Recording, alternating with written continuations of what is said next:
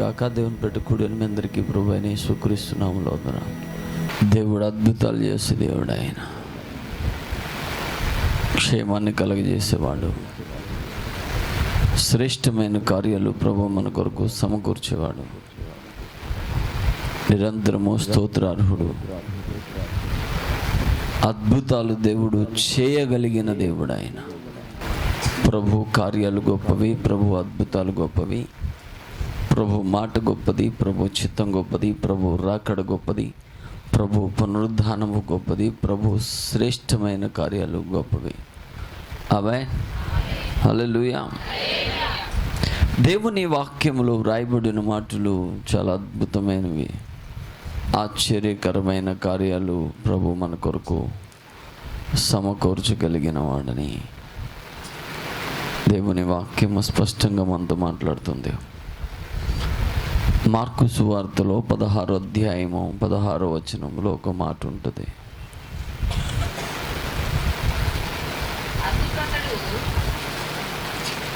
అందుకతడు కలవరపడుకుడి, సిలువ వేయబడిన నజరేయుడైన యేసును మీరు వెదుకుచున్నారు. ఆయన లేచినాడు, ఇక్కడ లేడు. వారు ఆయన ఉంచిన స్థలము చూడి మీరు వెళ్ళి ఆయన మీకంటే ముందుగా గల్లుకు వెళ్ళుచున్నాడనియు ఆయన మీతో చెప్పినట్టు అక్కడ మీరు ఆయన చూతురనియు చెప్పడా నేను. దేవునికి స్తోత్రం, హల్లెలూయా, హల్లెలూయా. ఆయన లేడు, తిరిగి లేచి ఉన్నాడు. ఆమేన్, హల్లెలూయా. లూకా 24:6 కూడా ఒక మాట ఉంటుంది.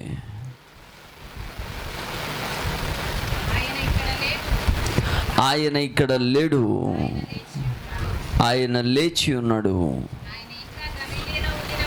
ఆయన ఇంకనూ గలిలయలో ఉండినప్పుడు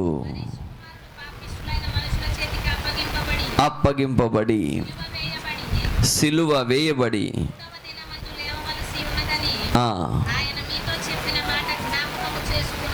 ఆమేన్, హల్లెలూయా, హల్లెలూయా, హల్లెలూయా.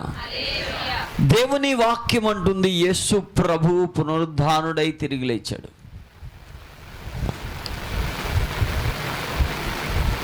ప్రపంచంలో చాలామంది చనిపోయిన తర్వాత తిరిగి లేస్తాము అని చెప్పారు, కానీ ఎవరు లేవలేదు. ఒక ఆయన ఏకంగా అయితే మీడియాని పెట్టి నేను చంద్రునిలో కనబడతాను అన్నాడు, కానీ కనబడలా, పారిపోయాడు. ప్రస్తుతానికైతే ఆయన అయితే భూమి మీద లేడు. చనిపోయిన తర్వాత మేము లేస్తాము అని అన్నవారు కూడా చాలామంది ఉన్నారు, కానీ వారి పేర్లు మనకొద్దు. కానీ వారెవరు చెప్పబడినట్టుగా సవాలుగా చచ్చిపోయిన వారు లేపలేదు, లేపబడలేదు. వారి సమాధులు మూతబడే ఉన్నాయి. క్రైస్తవుల్లో కూడా ఎంత పిచ్చమంది ఉంటారు అని అంటే,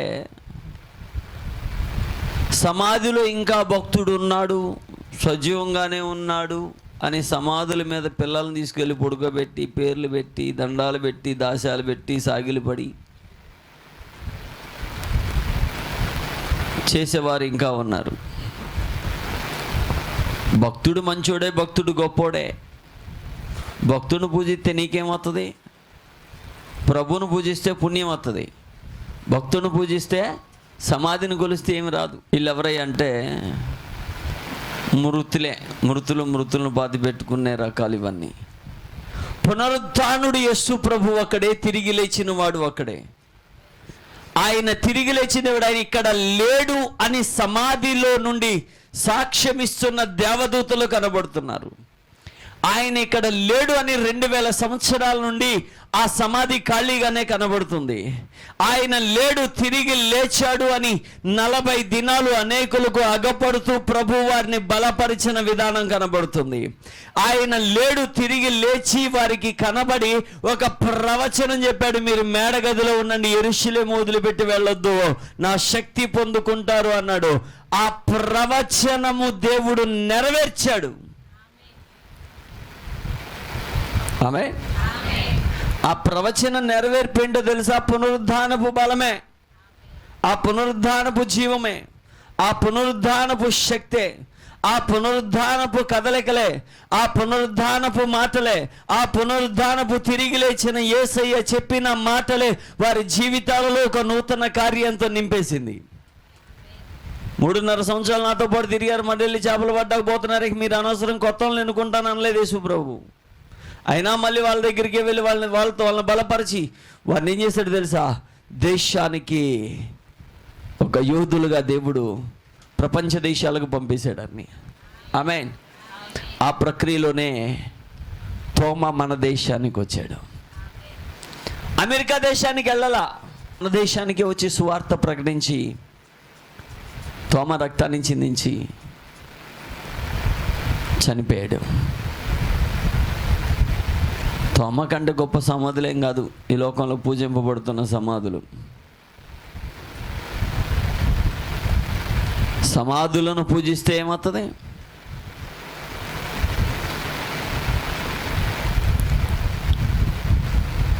ఒకరు చెట్టులు ఎత్తుకుంటారు, ఒకరు పుట్టలు ఎత్తుకుంటారు, ఒక బొమ్మలు ఎత్తుకుంటారు, ఒక రాయిలు ఎత్తుకుంటారు దైవాన్ని. కానీ క్రైస్తవులైన మనము తిరిగి లేచి సజీవుడైన దేవుణ్ణి ఆరాధిస్తున్నాం. ప్రకటన గ్రంథం అంటది ఏమంటాడు తెలుసా? అవసరం లేదు, ఇదిగో నేను సజీవుడను అని అంటాడు ఆయన. మృతుడనైతిని కానీ ఇదిగో యుగ యుగములకు సజీవుడనై ఉన్నాను. ఏ యుగమందైనను సజీవుడైన దేవుడు ఆయనే. ఏ యుగానికైనా ఆయన పునరుద్ధానుడే. ఏ యుగానికైనా సజీవుడు ఆయనే. ఈ యుగానికైనా రాబో యుగానికైనా లేక పాత యుగానికైనా రాబోతున్న యుగానికైనా ప్రస్తుతం ఉన్న యుగానికైనా ఆయన సజీవుడు, శక్తివంతుడు, అద్భుతాలు చేయగలిగిన దేవుడు. ఆయన మాట్లాడగలిగిన వాడు, అద్భుతాలు చేయగలిగిన దేవుడు. ఆయన యుగ యుగములకు సజీవుడై ఉన్నవాడు. నజరేయుడైన యేసు అని బైబిల్ చెప్తుంది. నజరేయుడైన యేసు అని చెప్తుంది. ఆ నజరేయుడైన యేసు పేరు చెప్తే దయ్యాలు పారిపోతాయి.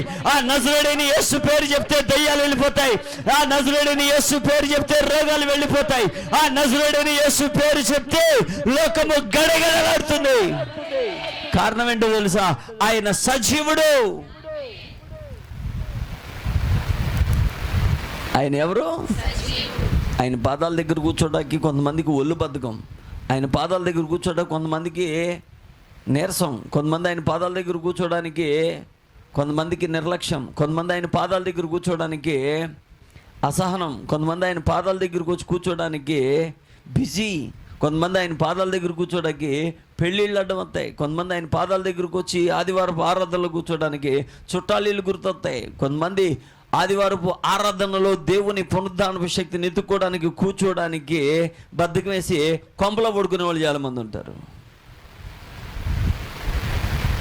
ఆ పునరుద్ధానపు శక్తి యొక్క సెగ తగిలితే, ఆ యుగ పురుషుని యొక్క ప్రభావము తగిలితే, ఆ పునరుద్ధానపు దేవుని యొక్క బలము మన జీవితాలకు తగిలితే నువ్వు ఆయన సన్నిధిలో నుండి కాలు కూడా బయట పెట్టడానికి ఇష్టపడవు. ఆమేన్. హల్లెలూయా, హల్లెలూయా, హల్లెలూయా. ఆయన తిరిగి లేచిన దేవుడంట. 120 మంది మీదకి ఆయన ప్రవచనాత్మకమైన ఆత్మ ప్రభావాన్ని తీసుకొచ్చేటంట. ఆమేన్. హల్లెలూయా, హల్లెలూయా, హల్లెలూయా. ఏ శక్తిని తీసుకొచ్చాడు ఆయన? పునరుద్ధానపు శక్తిని. ఈ మధ్యాహ్న కాల సమయంలో ఒక 2 వ్యక్తుల గురించి నేను ముగిస్తా. లూకా సువార్త 24వ అధ్యాయము 13వ వచనం. ఇదిగో ఆ దినమందే వారిలో 2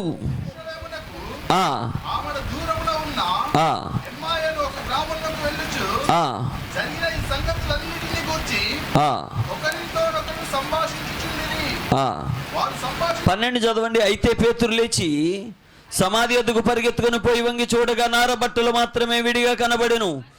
అతడు జరిగిన దాని గురించి ఆశ్చర్యపడుచు ఇంటికి వెళ్ళెను.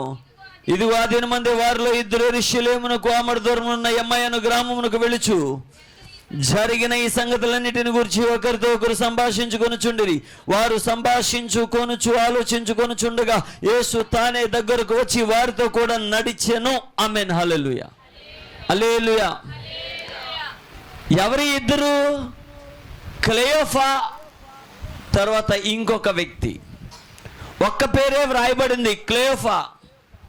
ఎక్కడికి వెళ్తున్నారంట? ఎక్కడికి వెళ్తున్నారు? యెరూషలేమునకు ఆమడ దూరమున ఎమ్మాయను గ్రామానికి వెళ్తున్నారంట. ఇద్దరు వ్యక్తులు. ఎవరిలో ఇద్దరు అంటే వారిలో ఇద్దరు. ఆ వారిలో ఉన్న మాట ఎవరిదంటే పేతురుతో కలిసి ఉన్న వారిలో ఉన్నారు. అపోస్తలులతో కలిసిన వాళ్ళు దేవుని గుంపులో ఉన్నవారు ఉన్నారు. దేవుని చిత్తములు శ్రమలు అనుభవించిన వారు ఉన్నారు. దీనికంటే ముందుగా ఒక మాటను చెప్పాలి. ఎందుకో తెలుసా? సిలువను గూర్చిన వార్త నశించుచున్న వారికి వెర్రితనము గాని రక్షించబడుతున్న మనకు దేవుని శక్తి. సిలువను గూర్చిన వార్త. అందుకే దేవుని వాక్యం అంటుంది, ఒకటి రెండు విషయాలు మనకు కనబడుతున్నాయి. ఒకటి, మనము సిలువను గురించి తెలుసు, సిలువను వెంబడించాలి. ఏం చేయాలి? సిలువను వెంబడించాలి. రెండోది, సిలువ వార్తను పట్టుకోవాలి. సిలువను వెంబడిస్తే మాదిరికరమైన ఆయన పోలిక వస్తుంది, ఆయన స్వారూప్యం వస్తుంది, ఆయన ప్రభావం వస్తుంది, ఆయన చిత్తం వస్తుంది. ఆయన వార్త వింటే దేవుని శక్తి వస్తుంది, ప్రభావం వస్తుంది, సిలువ శక్తి. చాలా మంది అంట స్త్రీలు యేసు ప్రభువును సిలువేయడానికి వెళ్ళినప్పుడు, యేసు ప్రభువుని తీసుకొని పోతున్నప్పుడు స్త్రీలు చాలా మంది ఆయన వెంబడించారంట సిలువను. ఆమె హల్లెలూయా. చాలా మంది ఆయన సిలువను వెంబడించిన వారు ఉన్నారు. వారిలో బహుశా వీళ్ళిద్దరు అవ్వచ్చు. కొంతమంది స్త్రీలు వెంబడించారు, కొంతమంది శిష్యులు వెంబడించారు, కొంతమంది శిష్యులు పారిపోయారు. ఏది ఏమైనప్పటికీ ఆయన చనిపోయిన తర్వాత అందరూ ఆయనకు సంబంధించిన వారు, ఆయనకు సుపరిచితులు, ఆయనతో పాటు తిరిగిన వారు, ఆయన పేరు పెట్టబడిన వారు, ఆయన చిత్తము కలిగిన వారందరూ కూడా తలుపులు బిగించుకొని మేడగదిలో ఉండిపోయారు. బయటికి రాని పరిస్థితులు, బయటకు వస్తే పరిస్థితులు ఎలా ఉంటాయో కలవరము. ఎందుకో తెలుసా? ఈ ప్రపంచంలో ఏ మనిషిని శిక్షించనంతగా యేసు ప్రభు యొక్క దేహము అంతగా చీల్చబడిన పరిస్థితి ఆయన కనబడింది ప్రజలకి. అన్యాయపు తీర్పు నందాడు నీకోసమే. పిడిగుద్దులు గుద్దబడ్డాడు నీకోసమే. ఉమ్మ వేయబడ్డాడు నీకోసమే. కిరీటము ముళ్ళ కిరీటం పెట్టబడింది నీకోసమే. డొక్కలో పొడవబడ్డాడు నీకోసమే.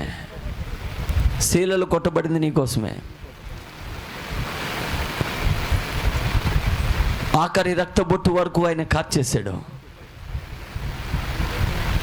టోటల్గా బాడీలో ఉన్న బ్లడ్ వాటర్ మొత్తం కారిపోయింది, ఇంకా ఏమీ లేదు. ఎందుకు కార్చాడు అని అంటే అది నీ కోసమే అని వాక్యము స్పష్టంగా చెప్తున్నాడు ఆయన. ఆమేన్. హల్లెలూయా, హల్లెలూయా, హల్లెలూయా. సొగసైనను స్వరూపమైనను లేదంట. ఫ్యాషన్ ఆఫ్ ది క్రైస్ట్ ఎంతమంది చూశారు?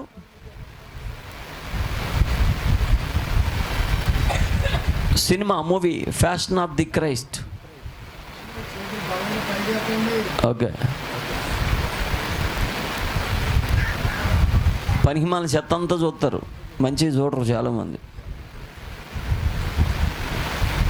అయ్యే తిరుగుతూ ఉంటాయి వీళ్ళ మైండ్లో. ఏది చూస్తే అదే కదా.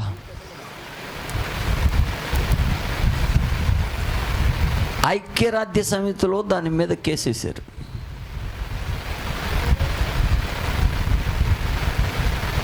యూదులైన మేము యేసుక్రీస్తుని ఇంతగా శిక్షించలేదు, అంత ఘోరంగా చూపించారు మీరు. ఆ కొట్టడం ఏంటి, ఆయన యొక్క శరీరం ఏంటి, ఆ బాధ ఏంటి, అసలుకి యేసుప్రభుని యూదులు అంత శిక్షించారా? లేదు అని అన్నాడంట. ఇప్పుడు అడిగింది ఏంటంటే ఆ దర్శకుడు, మీరు చూసారా శిక్షించలేదని. నేను జస్ట్ ఒక పాయింటే తీసాను దాని మీద. గోల్కొత్త కొండ మీద నుండి సిలువ వేయబడేంతవరకే నేను తీశాను. యెషయా గ్రంథం 53వ అధ్యాయం ప్రకారముగా ఆయన సొగసైనను స్వరూపమైనను లేదు అని చెప్పబడినట్టుగా నేను తీస్తే మీరు ఎవరు చూడలేరు అన్నాడంట. అంటే అంతగా ఆయన రక్తసిక్తముగా మాంసపు ముద్దగా మారిపోయాడు. 5,000కు పైగా ఆయన శరీరం మీద గాయాలు పడ్డాయి. దేవుని వాక్యము సెలవిస్తున్న మాట ఏంటో తెలుసా? ఆయన మన కొరకు చనిపోయి తిరిగి లేచాడు. ఆయన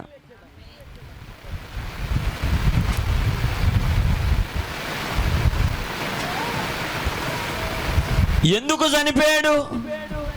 రక్షణ పొందిన నీకన్నా తెలుసా? రక్షించబడుతున్న నీకన్నా తెలుసా? రక్షణకు సిద్ధపడుతున్న వానికైనా తెలుసా? వాక్యము తెలిసిన నీకైనా తెలుసా? నీ సహవాసము సిలువతో ఉండాలి. నీ సహవాసము సిలువ శక్తితో ఉండాలి. నీ సహవాసము సిలువ వేయబడాలి. నీ సిలువను ఎత్తుకొని ఆయన్ని వెంబడించమని వాక్యం సెలవిస్తుంది.